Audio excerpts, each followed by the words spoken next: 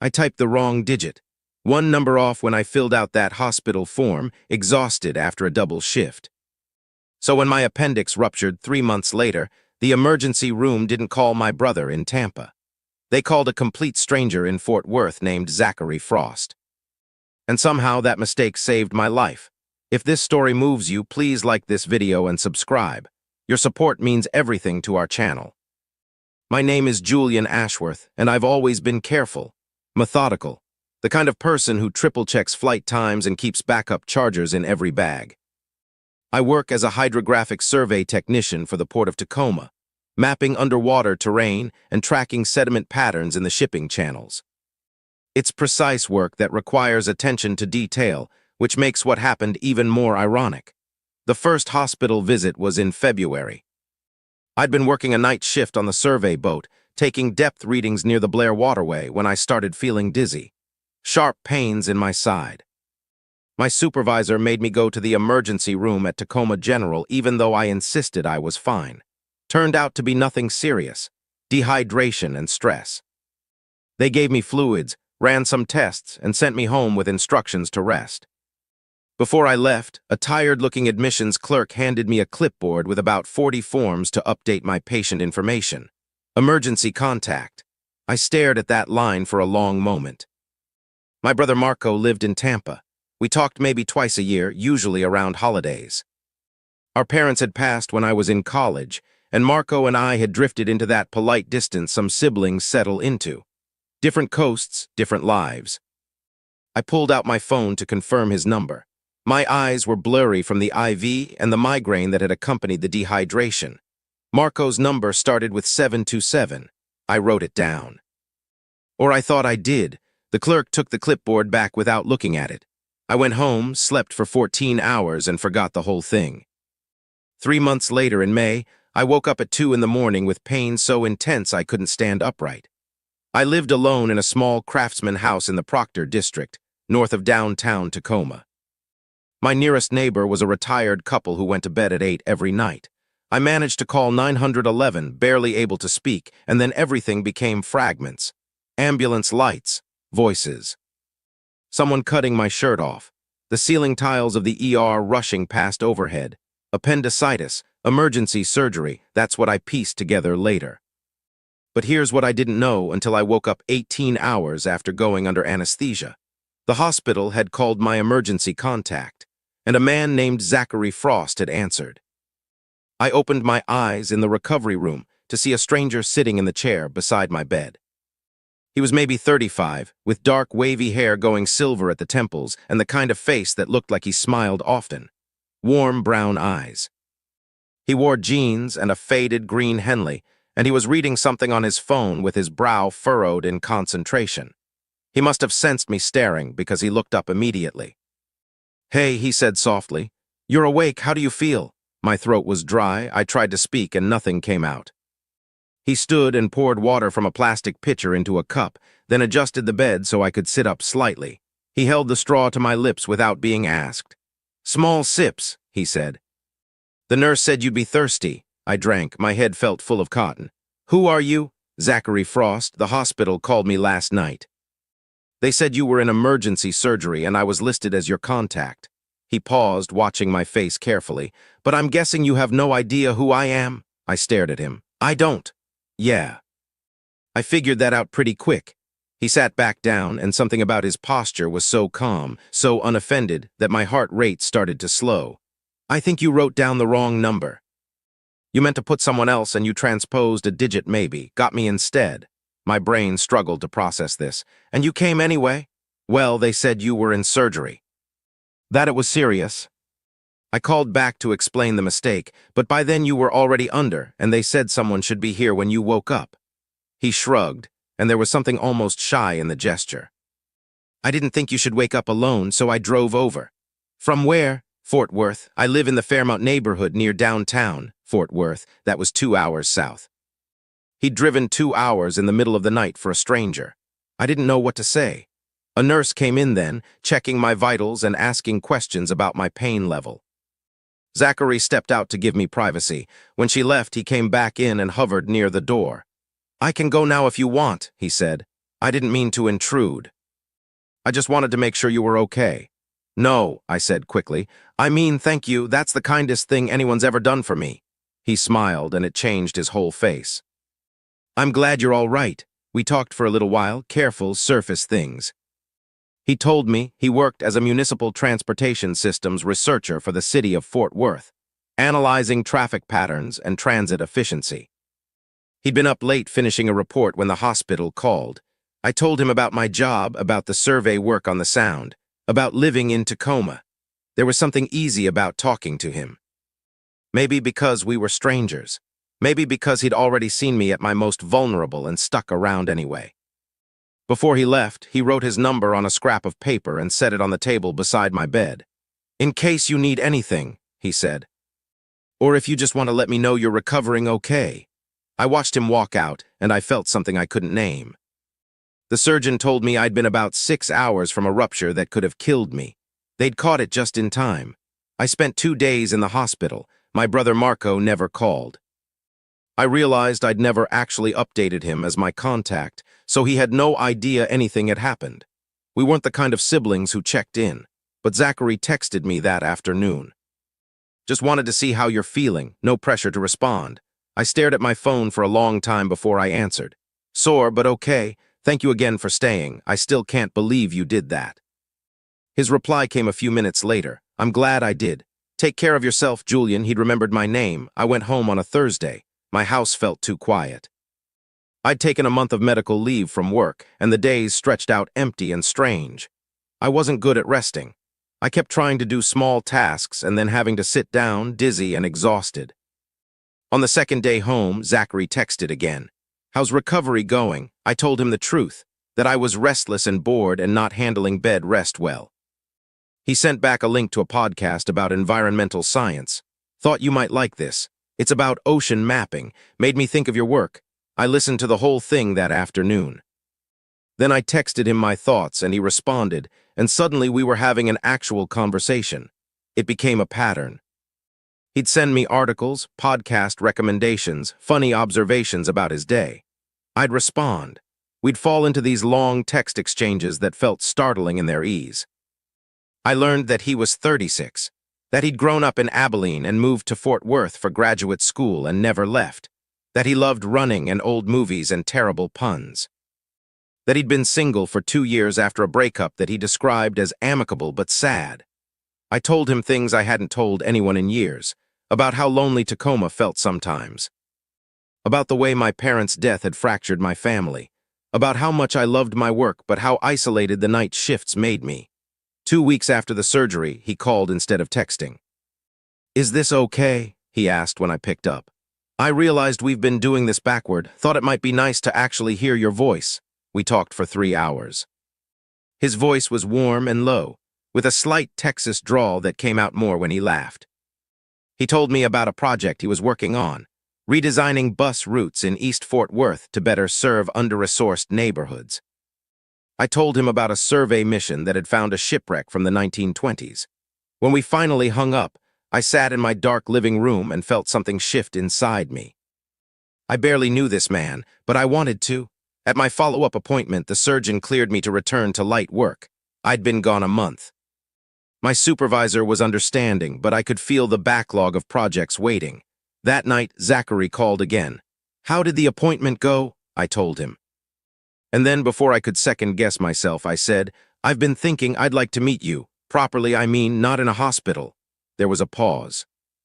Then quietly, I'd like that too. We made a plan. Halfway point. Centralia, Washington, a small city roughly between Tacoma and Fort Worth if you squinted at a map and ignored the actual geography. But it felt too formal, too much like an interview. What if I just came to Fort Worth? I said. You'd drive 4 hours. You drove 2 in the middle of the night for a stranger. I think I can manage 4 for someone who's become a friend. Another pause. Is that what we are? I smiled even though he couldn't see me. I hope so. We set a date for the first Saturday in June.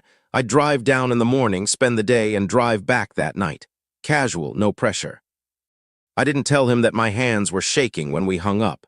The week before the trip, I started second-guessing everything.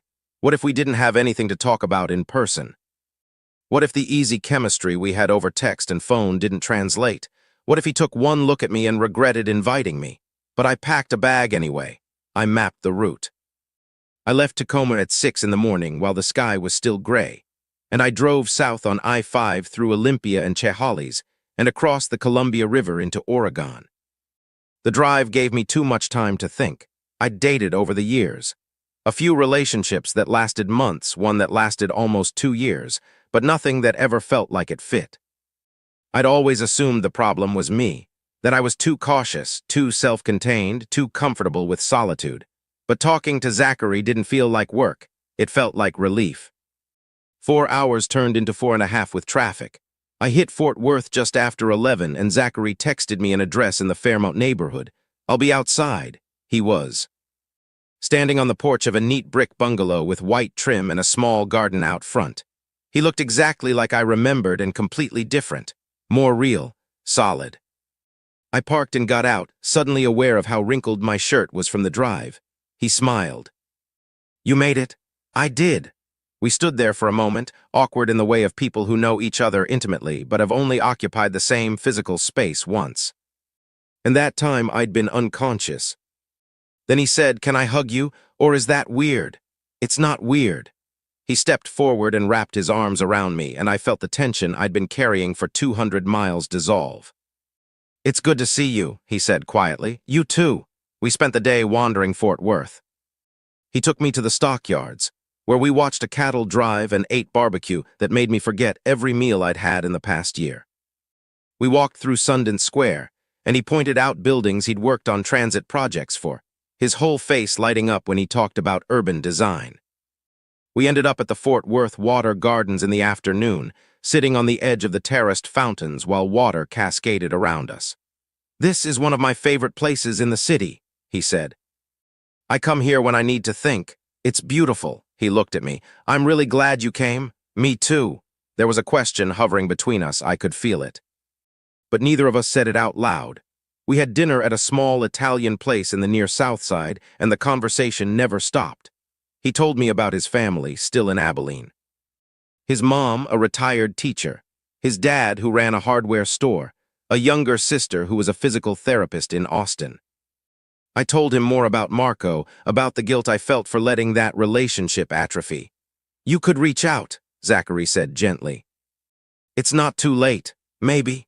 When dinner ended, we walked back to his house slowly, neither of us ready for the day to end. At his porch, I hesitated. "I should get on the road," I said. "It's a long drive back." "You could stay," he said. Then quickly, "I have a guest room, I just mean it's late."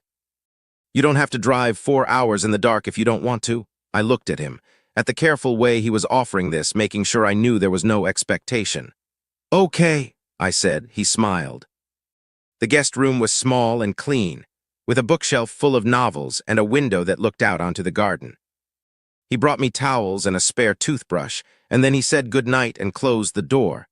I lay in the dark and wondered what I was doing. The next morning he made coffee and scrambled eggs, and we sat at his kitchen table like it was the most natural thing in the world. "What time do you need to leave?" he asked. "No rush." "I don't have anywhere to be." We spent the morning in his backyard. He was growing tomatoes and herbs in raised beds, and he told me about his plans to expand the garden next year. I helped him weed, and we didn't talk much, but the silence was comfortable. When I finally did leave, around noon, he walked me to my car. "Thank you for coming," he said.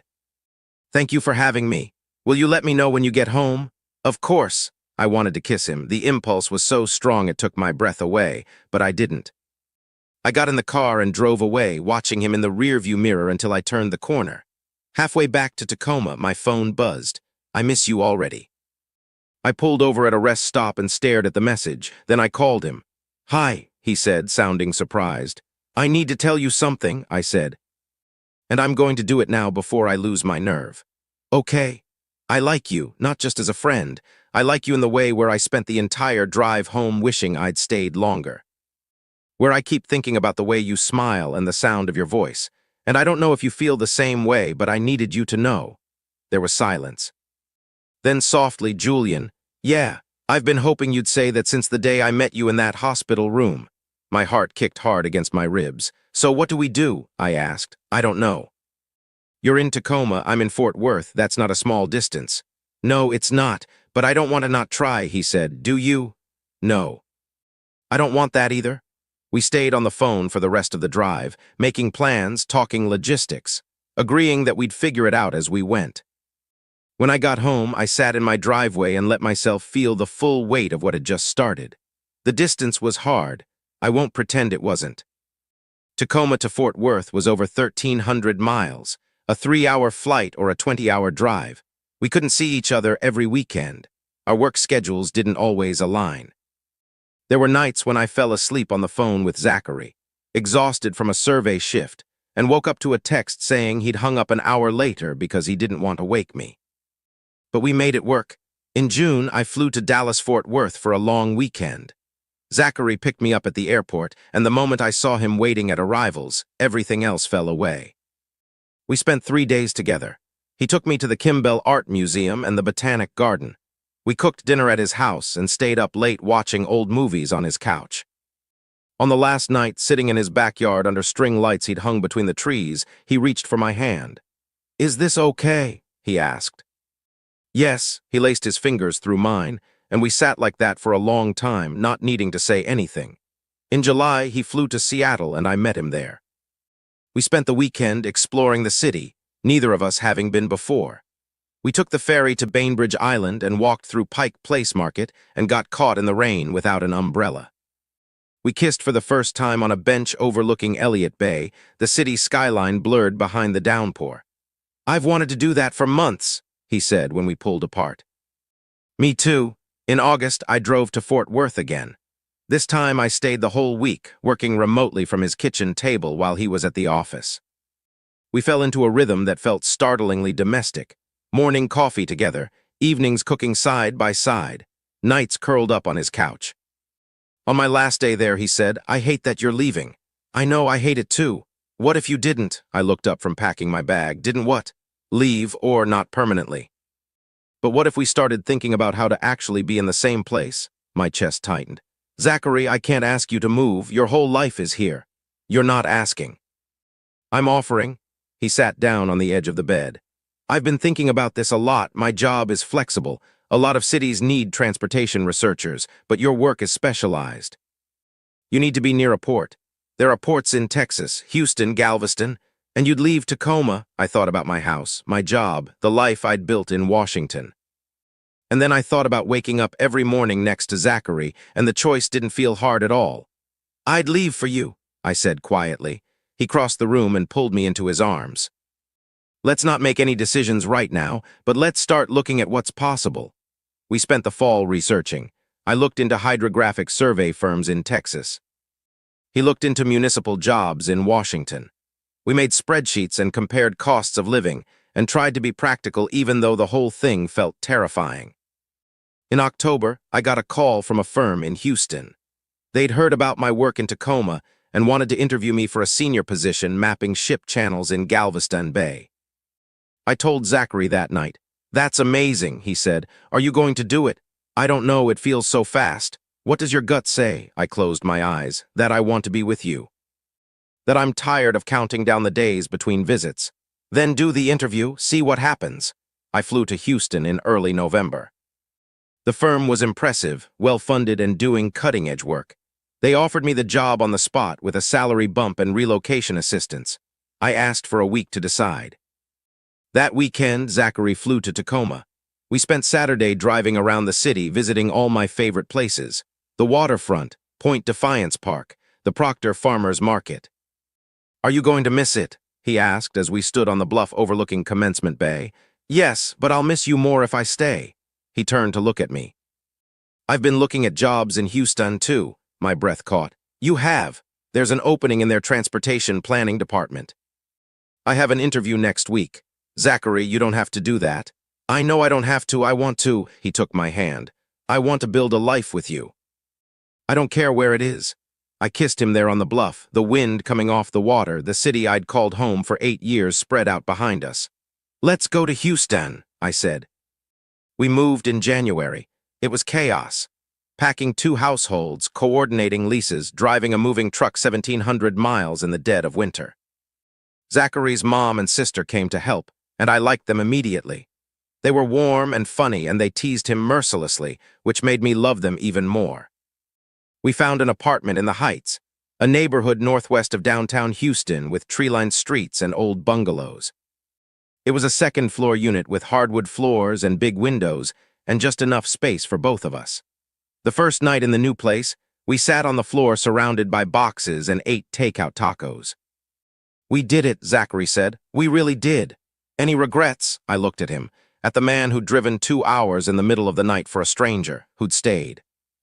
Who'd kept showing up over and over until showing up became the foundation of everything we were building. Not a single one.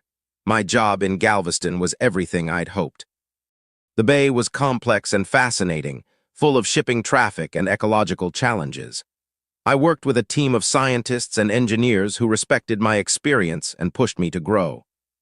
Zachary's job was similarly good. He was redesigning transit routes in underserved parts of Houston, work that mattered to him deeply. We were busy.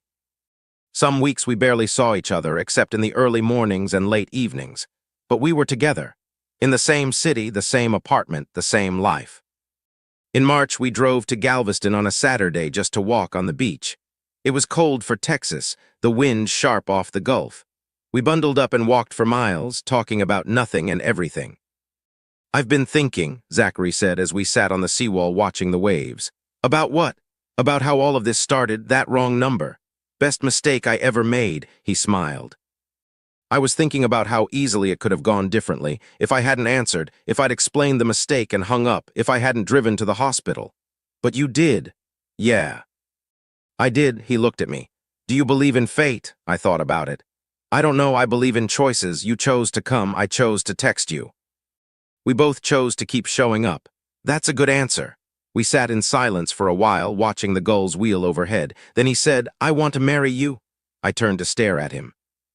"What? Not right now. I don't have a ring or a plan or anything, but I wanted you to know that's where I am, that's what I want." My heart was racing. "Zachary, you don't have to answer." I just needed to say it. "Yes," he blinked. "Yes. Yes, I want to marry you someday when we're ready." "Yes," he started laughing, and then I was laughing too, and we were holding each other on the seawall while the wind tried to knock us over. We didn't get engaged that day. We wanted to wait to be sure, to let the life we were building settle into something solid, but we started planning anyway. Small things, talking about what kind of wedding we'd want. Where we'd want to live long-term, whether we'd want kids. In May, I got a letter in the mail. It was from my brother Marco. I almost didn't open it. We hadn't spoken in over a year. But curiosity got the better of me. The letter was short. He'd heard through a mutual cousin that I'd moved to Texas. He said he was sorry we'd lost touch. That he regretted not being there when I was in the hospital. That he wanted to try again if I was open to it. I showed it to Zachary that night. "What do you want to do?" he asked. "I don't know." Part of me is still angry, but part of me misses him. "You don't have to decide right now." I kept the letter on my desk for a week, then I wrote back. I told Marco about Houston, about my job. About Zachary, I didn't sugarcoat the hurt, but I didn't dwell on it either. I said I'd like to talk sometime if he was willing. He called 2 days later. The conversation was stilted at first. We were out of practice, but slowly, carefully, we started rebuilding something. He told me about his life in Tampa, his work as a civil engineering project manager. His partner of 3 years, a woman named Lucia. I told him about Zachary, about the wrong number, about falling in love in the strangest possible way. "I'm happy for you," Marco said, and he sounded like he meant it. "Thanks. Do you think I could meet him sometime? And Lucia wants to meet you." "Yeah." "I'd like that." We made plans for them to visit Houston in the fall. It wasn't perfect. We had years of distance to navigate, but it was a start. In August, on the anniversary of the day we met in that hospital room, Zachary took me to dinner at a restaurant overlooking Buffalo Bayou.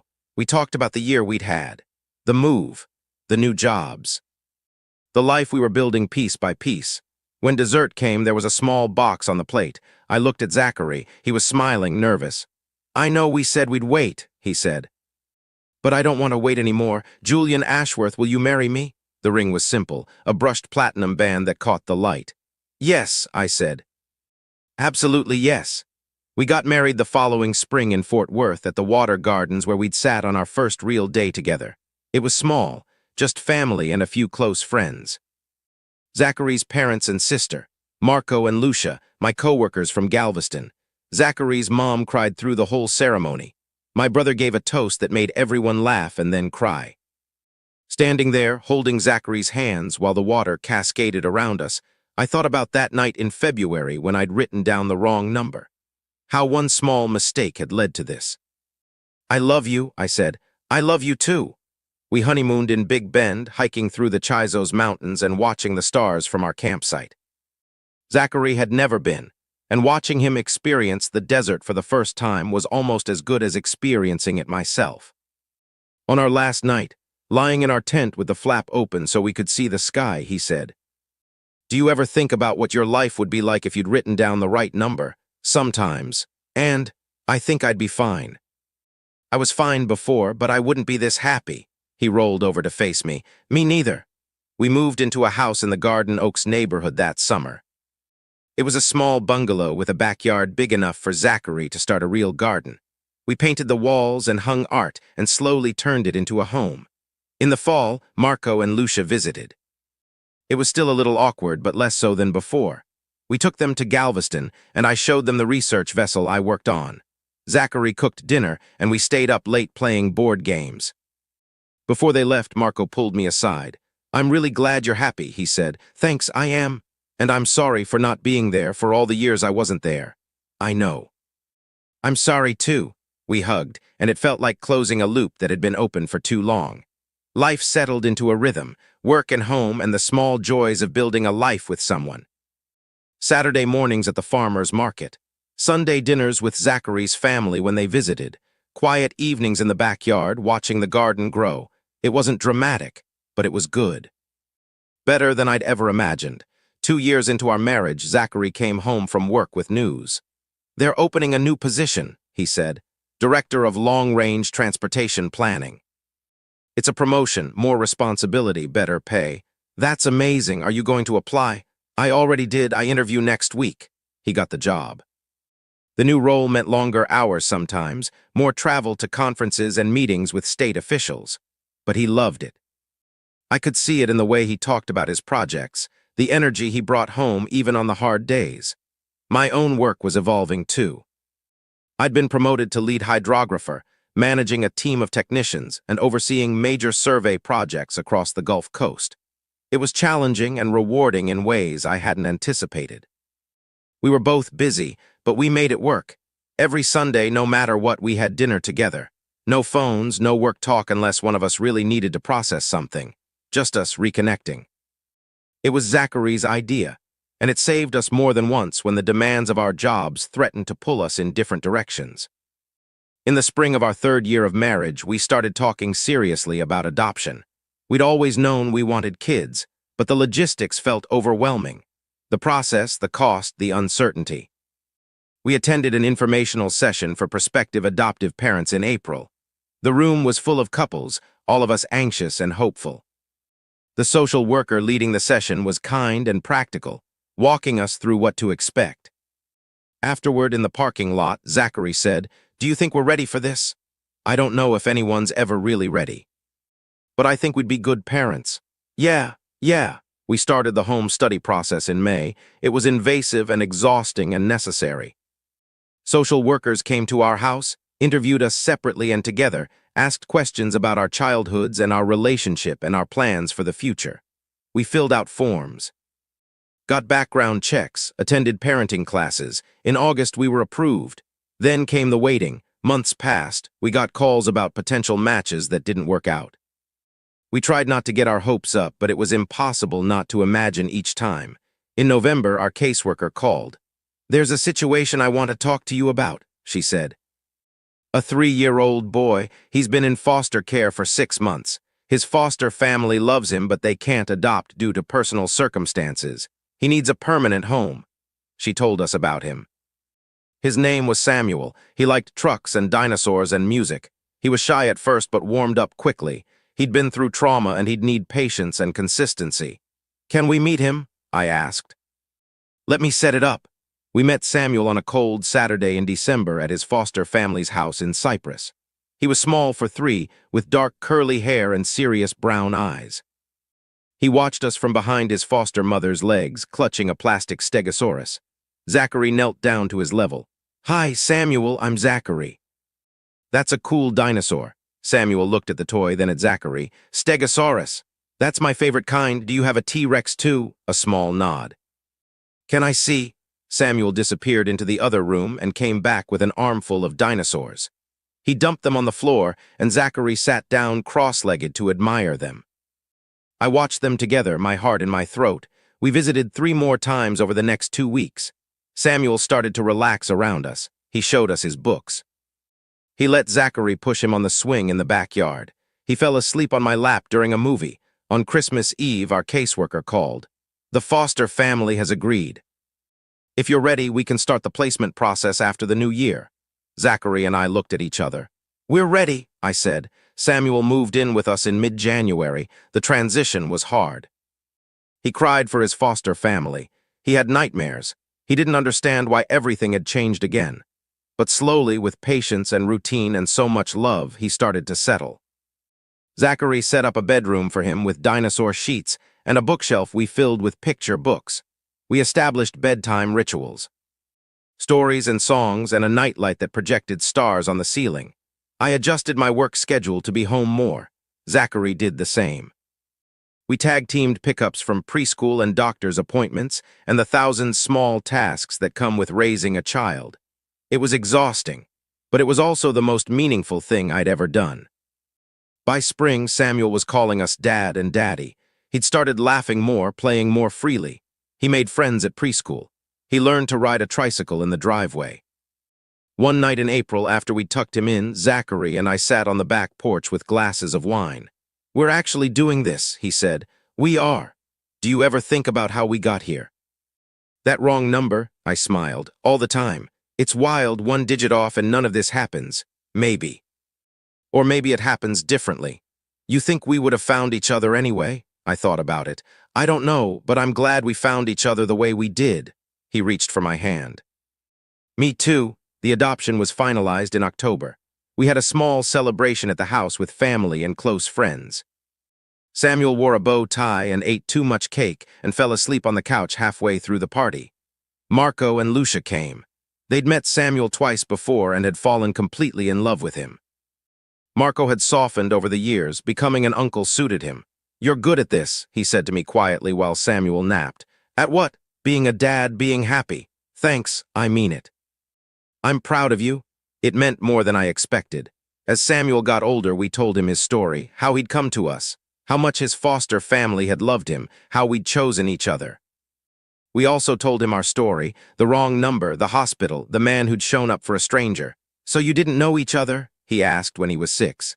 "Nope. Complete strangers, but now you're married."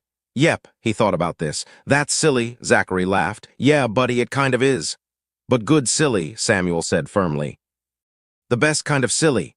Life continued. Samuel started elementary school. He joined soccer and hated it, then tried piano and loved it. We got a dog, a goofy rescue mutt named Brisket who followed Samuel everywhere. Zachary's career continued to grow. He was asked to speak at national conferences, to consult on projects in other cities. He was good at what he did, and people noticed. My work took me up and down the coast. Corpus Christi, Port Arthur, even over to Mobile occasionally. I loved the variety, the challenge of each new project. We bought a bigger house in Woodland Heights when Samuel was 8. It had 4 bedrooms and a huge backyard, room to grow. We hosted Thanksgiving that year. Zachary's whole family came, and Marco and Lucia. The house was full of noise and laughter and too much food. I stood in the kitchen watching everyone and felt a wave of gratitude so strong it nearly knocked me over. Zachary appeared beside me. "You okay?" "Yeah. Just taking it all in." He put his arm around my waist. "It's a lot, huh? The best kind of lot." When Samuel was 10, he asked if he could meet his foster family again. We'd stayed in touch loosely over the years, exchanging cards at holidays. But he hadn't seen them since he was small. We arranged a visit. They lived in the same house in Cyprus, and they welcomed us with tears and hugs. Samuel was shy at first. but within an hour he was showing them his soccer medals and talking their ears off. "Thank you," his former foster mother said to us before we left, "for loving him the way he deserves.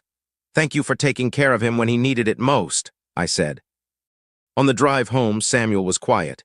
"You okay, bud?" Zachary asked. "Yeah, I'm glad I got to see them, but I'm glad I live with you." "We're glad too," I said. In the rearview mirror, I saw him smile. The years blurred together in the way they do when life is full. Work and school and family dinners. Vacations to Big Bend and the Gulf Coast, and one memorable trip to Washington so I could show Zachary and Samuel where I used to live. Samuel grew. Tall and thoughtful with Zachary's kindness and my stubbornness. He excelled in school. He made friends easily. He struggled sometimes with anxiety, a lingering effect of his early trauma, but therapy helped. We made sure he knew he could talk to us about anything, and mostly he did. When Samuel was 12, he came home from school upset. "What's wrong?" I asked. "Some kid in my class said I wasn't really part of our family because I'm adopted." My heart sank. "What did you say?" I told him he was stupid, then I got sent to the principal's office. Zachary and I exchanged a look. "Come here," Zachary said, sitting down on the couch. Samuel sat between us. "That kid was wrong," I said. "You are absolutely part of this family. Biology doesn't determine family, love does. And we love you more than anything in the world." "I know," Samuel said, "but it still made me mad. That's fair." "It would make me mad too." "Dad," he said, looking at Zachary, "do you think my birth parents loved me?" It was the first time he'd asked directly. Zachary took a breath. "I think they did the best they could, but sometimes people's best isn't enough, and that's not a reflection on you. That's about them and their circumstances. Do you think about them?" I asked gently. "Sometimes I wonder what they're like if they ever think about me." "That's normal," Zachary said. "And if you ever want to try to find them when you're older, we'll support you." Samuel nodded slowly. "Okay." He didn't bring it up again for a long time, but I was glad we'd had the conversation. Samuel graduated from 8th grade with honors. He'd grown into a confident, compassionate kid who loved music and history and terrible puns, which he'd definitely picked up from Zachary. That summer, we took him to Europe. 2 weeks in Spain and Portugal, exploring cities and beaches and eating our way through every region. On our last night in Lisbon, we sat at an outdoor cafe watching the sunset over the Tagus River. "This was the best trip ever," Samuel said. "I'm glad," I said. "Can we come back someday?" "Absolutely." Zachary raised his glass. "To family and wrong numbers that turn out right." We clinked glasses, and Samuel rolled his eyes affectionately. "You guys are so cheesy." "You love it," Zachary said. "Yeah," Samuel admitted, "I do." When Samuel was 16, he started asking questions about our relationship, how we'd met, how we'd known we wanted to be together. We told him the whole story, every detail. "So you literally showed up at the hospital for a complete stranger," he said to Zachary. "Yep, why?" Zachary thought about it. "Because it felt like the right thing to do. And because I couldn't stand the idea of someone being alone and scared if I could help." "That's really cool, Dad." "Thanks, bud." Samuel looked at me. "And you just texted him after." "I did." I couldn't stop thinking about the fact that he'd done that. I wanted to know who he was. "And then you fell in love." "Eventually, yeah." Samuel shook his head. "That's like something out of a movie. Real life is weird sometimes," I said. "Good weird, though. The best kind." Samuel graduated from high school with a full scholarship to the University of Houston. He wanted to study music education. Zachary and I were so proud we could barely function. At his graduation party, Marco gave a toast. "I've known Julian his whole life," he said. "And I've never seen him as happy as he's been these last 18 years.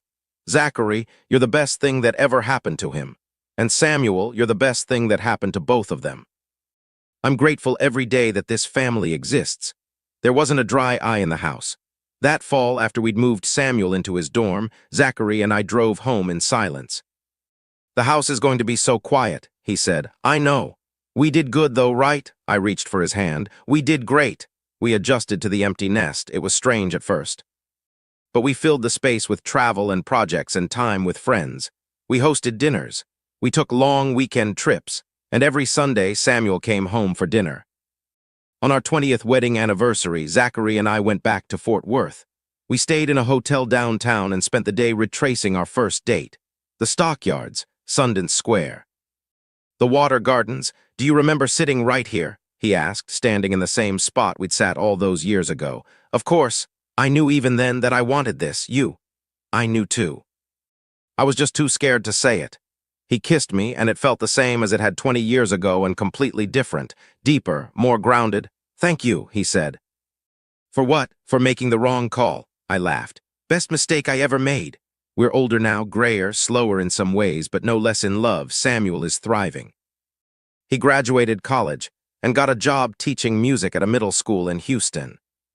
He has a partner, a kind and funny woman named Iris who makes him laugh and challenges him and fits into our family like she was always meant to be there. Marco and I talk every week. Our relationship isn't perfect, but it's real. He and Lucia visit often. They're part of Samuel's life, part of our life in ways I never expected. Zachary retired last year. He consults occasionally, but mostly he gardens and reads and volunteers with a youth mentorship program. I'm still working, though I've cut back my hours. I love what I do, but I love being home with Zachary more. We talk sometimes about that night in the hospital, how one transposed digit changed everything. Do you think you would have been happy? He asked me recently. If it hadn't happened, probably, but not like this. No, he agreed, not like this. We have a good life, not perfect. We've had our struggles, our hard seasons, but we've faced them together. And every day I'm grateful for the wrong number, for the stranger who answered, for the choice to keep showing up. For the love we built piece by piece into something that feels like home. Samuel asks sometimes if I've ever corrected my emergency contact. I have, of course, years ago. But in a way, it was never really wrong, because Zachary has been my emergency contact since the day we met. The person I call when things fall apart. The person who shows up no matter what. And that was true long before it was official. We're sitting on the back porch tonight watching the sun set over the garden. Brisket is asleep at our feet. The house is quiet. Zachary reaches for my hand. I love you, he says. I love you too. And I think about how